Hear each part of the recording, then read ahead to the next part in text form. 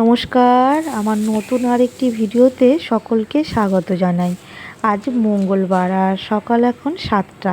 সকাল সকাল দেখছেন কত সবজি, আর এই সবজি সবগুলো দিয়ে গেছে আমার জামাইবাবু। কারণ আমার জামাইবাবু না সবজির ব্যবসা করে, ওনার অনেক কয়েকটা সবজির দোকান। আর সেই সবজি নিয়ে যখন সব দোকানে দোকানে পাঠাচ্ছিল, তখন এই সবজিগুলো আমার বাড়ির সামনে মানে রাস্তার ধারে নামিয়ে দিয়ে গেছে। আর তোমাদের দাদাভাই সবজিগুলো নিয়ে এসছে। সবগুলো এক জায়গায় করে রাখা ছিল। আমি সব সাইড করে করে রাখলাম, আর তারপর একটা একটা করে প্লাস্টিকের মধ্যে দিয়ে রেখে ফ্রিজে তুলে দিয়েছি। আর অল্প কয়েকটা নিয়েছি, অল্প একটু বাঁধাকপি কেটে নিয়েছি। আর চাষের যে পালং শাক, সেই পালং শাক তুলে নিয়ে আসলাম অল্প করে। আর এখানে একটা গাজর, কয়েকটা বিনস আর দুটো আলু, লঙ্কা এইগুলো নিয়েছি। সকালে না একটু খিচুড়ি করব প্রেসার কুকারের মধ্যে দিয়ে, আর খেতে না দারুণ লাগে। এখানে কিন্তু আমি কোনো মানে তেমনভাবে মশলা দেই নে, কিন্তু খেতে দারুণ টেস্ট লাগে। আমরা প্রায় প্রায় সকালে খাওয়ার জন্য এই খিচুড়িটা করে থাকি।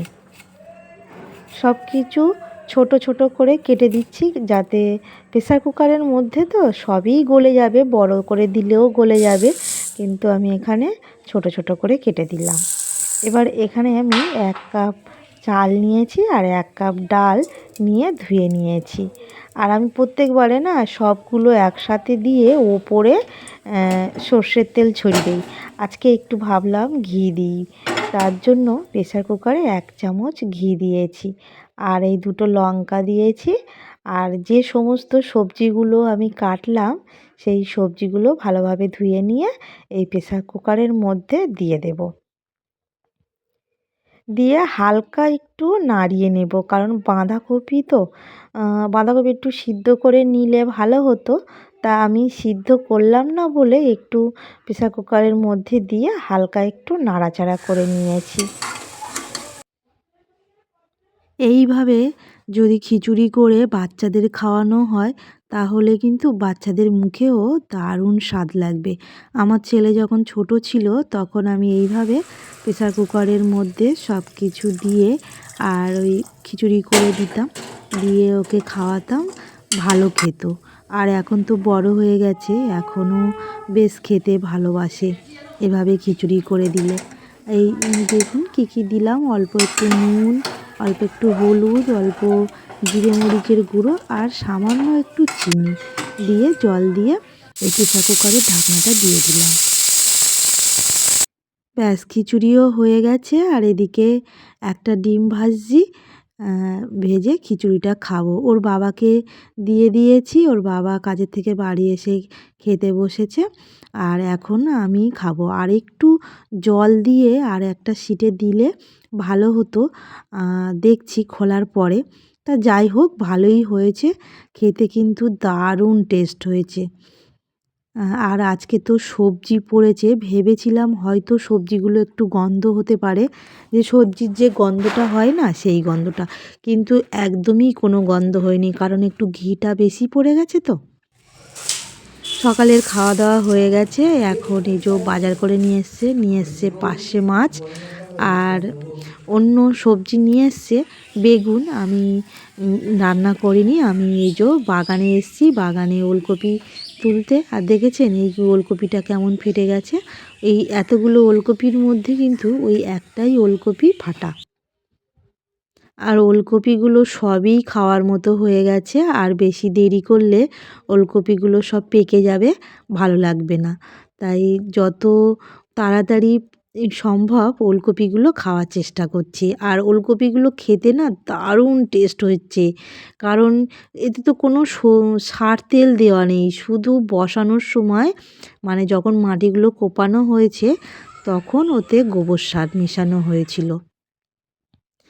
তার জন্য এই ওলকপিগুলো না একদম ভাজতে ভাজতে গলে যাচ্ছে। আর ছোটোও তো ওলকপি, খেতে দারুণ টেস্ট লাগছে।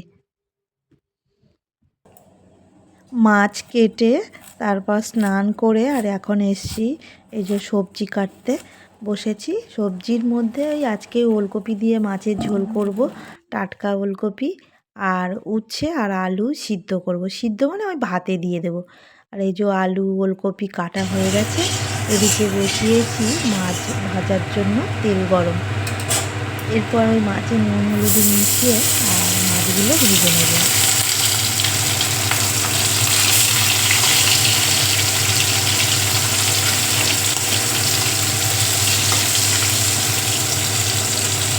আমি এই ওলকপি দিয়ে মাছের ঝোল যখনই করি একদম সিম্পলভাবে মাছের ঝোলটা করি। আর দেখছেন তো প্রথমেই তেল দিয়ে আর ওই পেঁয়াজ লঙ্কা দিয়েছি। পেঁয়াজ লঙ্কাটা কিন্তু লাল লাল করে ভাজিনি, হালকা একটু ভেজেছি। তার মধ্যে দিয়ে দিলাম এই ওলকপি আর আলু। আসলে না ওলকপির তরকারিটা একটু করার সময় ওলকপি ভালোভাবে ভেজে নিতে হয়। একটু লাল লাল করে ভেজে নিলে আর অল্প একটু টমেটো দিলে না আর টকটক হয়, খেতে দারুণ স্বাদ হয়। আর ছোটোর থেকে আমার বাড়ি মানে আমার বাপের বাড়ি বলো সবাই ওলকপি দিয়ে মাছের ঝোল খেতে ভালোবাসে। আর আমার শ্বশুর বাড়িও দেখি ওলকপি দিয়ে সবাই মাছের ঝোল খেতে ভালোবাসে। আর তাছাড়া আমার ছেলে ছোটোর থেকেই তো ওলকপি দিয়ে মাছের ঝোল করলে খেতে বেশি ভালোবাসে। যখন ও জানতো না যেটা ওলকপি তখন বলতো মা আমার আরেকটু পেঁপে দাও পেঁপে দাও।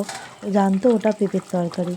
কিন্তু এখন বড় হয়ে গেছে, ও ছোটোবেলায়ও ওলকপি দিয়ে মাছের ঝোল খেতে ভালোবাসতো। আর এখন বড় হয়ে গেছে তাও এখন ওলকপি দিয়ে মাছের ঝোল খেতে ভালোবাসে। গল্প করতে করতে রান্নাটা হয়ে গেছে। এখানে জিরে মরিচ গুঁড়ো দিয়ে একটু তরকারিটা ফুটিয়ে নেব আর ফুটিয়ে নিয়ে নামিয়ে নেব। এরপর আজকে রান্না করতে একটু দেরি হয়ে গেছে, এখন ভাতটা বাড়বো। ভাত বেড়েছি, আগের দিনের ভাঙন মাছের ঝাল ছিল সেটাও বার করে গরম করলাম। আর বড় একটা মাছের মাথা ছিল, কেউ খেলো না। আর তার জন্য এই যে কালুর জন্য মাছের মাথাটা দিয়ে ভাত মাখিয়ে নিয়ে যাচ্ছি। আসলে ও আজকে না খেয়ে এসছে কোথা থেকে, তাই আজকে ভাত নিয়ে যাচ্ছি। ওর কোনো মানে খাওয়ার চাহিদা নেই। অনেকক্ষণ পরে ডাকছি তাও আসছে না, অনেকক্ষণ পরে ও আসছে। যাই হোক চলুন কালুকে ভাতটা দিয়ে নিই। আর দেখছেন ও আগে আগে চলে যাচ্ছে। আমি আজকের ভিডিওটা এখানেই শেষ করছি।